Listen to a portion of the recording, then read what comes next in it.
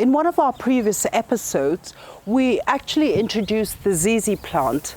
Now, the ZZ plant is the most beautiful plant because, first of all, it's drought resistant and it can stay without water for a long time. When we did this episode, we were thinking about different ways of propagation, and one of the propagation techniques I had given was the division of the ZZ plant, where we actually opened up the roots and then decided to divide it, of which I gave my sister half of it. Now, what happened afterwards is that I just decided I would like to know how to propagate it with water and also propagate the leaves and the stalk. And I've never done it before, but I just decided, let me try it, and somehow it has worked, but it takes a while. So I wanted to introduce you to how to do water propagation of the stalk and the stem and later move it in soil so that you too can have a ZZ plant. So welcome back to my channel. My name is Alice and I'm the Red Soil Gardener. Now, the other way of actually propagating the ZZ is either through its stalk or through the leaves, and I'm going to show you how to do it. The ZZ plant has these lovely leaves, which is waxy, and it's quite sort of full, hard, and it has this beautiful dark green leaves. So now when you do have to separate it from the main stalk, always just make sure that this bottom bit of the stalk stays on the leaf, because that is very, very important, and I'll explain why. Now, what happens is that once you do get your leaf, you take your glass, and I have actually filled it, maybe that's 1 centimeter of water in a glass. And all you do is that if you have many, just put them as clusters as seen here, clustered up like this. Don't get it lying down. Don't fill it up to the top because you may get a rotting, but just stand it up in the water like that. And then you just keep it in a warm place. So that is how you start to propagate a ZZ plant. Now, what I found very difficult with the ZZ plant, I thought it was a straightforward propagation, but to get the leaves to root almost took 2 months. So you have to be really patient. And in the end, when you do get patient, what happens is you will get your babies. So these here are my ZZ plants that I started 2 months ago, the leaves. And look at that rooting. I've already got rooting. Look at that. I was so pleased. And this one's just about to root, a bit difficult, but this one I've got rooting. Look at this one. I got rooting. So that's how you actually propagate the leaves. Now, I want to tell you something about the leaf. So I'm going to put them back in water, make sure they're standing straight, because we don't want, after 2 months of propagating, I don't want my ZZ plant to die. Now, if you remember in our previous episode, the essence of that ZZ plant, when we did open it up, was there was a tuber in it, a round little ball, and this is where all the stalks shoot up. Now, the thing about that tuber or rhizome is that that's where the ZZ plant stocks up its water, its nutrients, and everything that it wants, because it can actually stay 2 months without water because all the nutrients is in that tuber.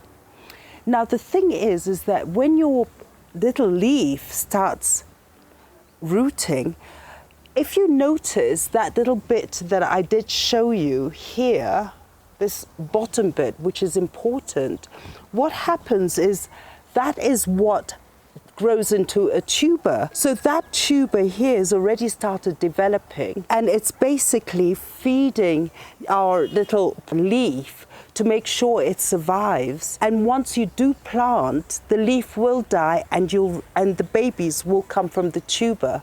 So this is very important, especially as you put your ZZ leaf in water. You just remember that that tip of the leaf is where your tuber is going to start. So that is one method. Now what happens is when your ZZ plant starts rooting, I would leave it to about, well, this one's about an inch of rooting, but that's why, you know, I just want to be very careful with these. So I've left it to about an inch. And then what I did after that, I did some planting.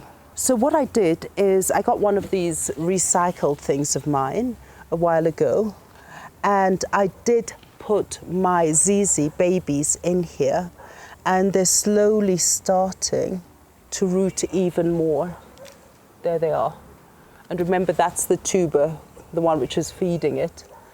And so what I do is I keep it just moist. I don't overwater. Sorry, I have to use my fingers here. Just stick it back in there.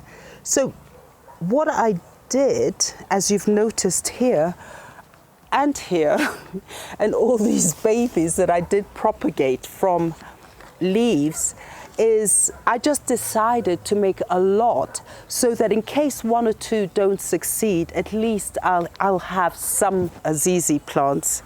Once it starts growing, is that the leaf will eventually die, and here from the tuber is you'll see your babies coming up, and so all these lovely little leaves will turn into your babies and you'll have many more ZZ plants. So this is one method.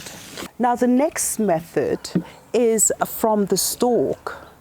Now the thing about the stalk is you have to go to the ZZ plant and cut the stalk. And then again, the same principle. So what you would do with the stalk and also with the leaves is that once you do cut them, let them callus for a day. Just leave them there to dry out, because callusing is very important for a plant, because basically it's sort of, the callus will shield it from all the other sort of diseases and everything. It becomes like a hard base. So it helps with the propagation and with cacti, as we know.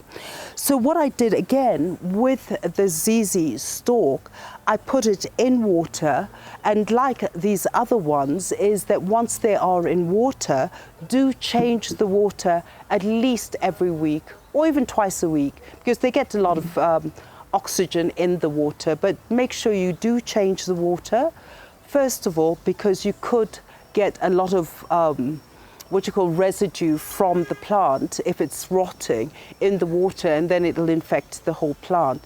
But do change it and let it just get its fresh water every day. Now this again is from 2 months ago, very slow process. And I got my rooting. I love it.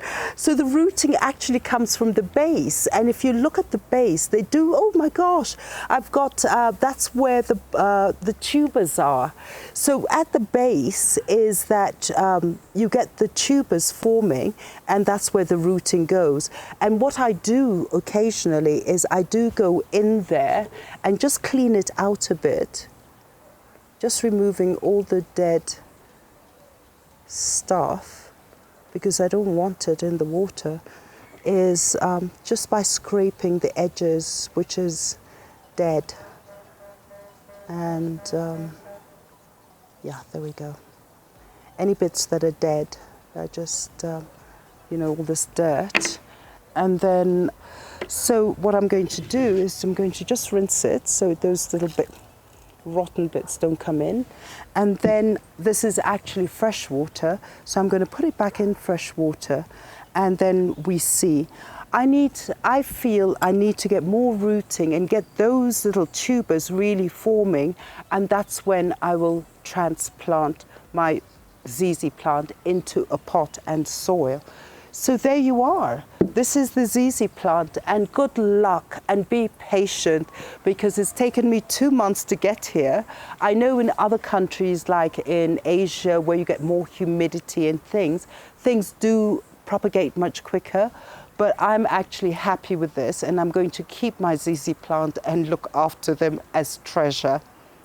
So fellow gardeners, thank you very much. I hope you've enjoyed this episode, and good luck with your ZZ plant, and don't forget to like, to share, and also subscribe to my channel and press that notification button, and also share with your friends. Ask us questions on Facebook or Instagram. We're always there. We're always ready to answer. And also give us some few tips, so you may know something that we don't know, and it'll be nice to have that sort of sharing in the community. Thank you so much and have a lovely day.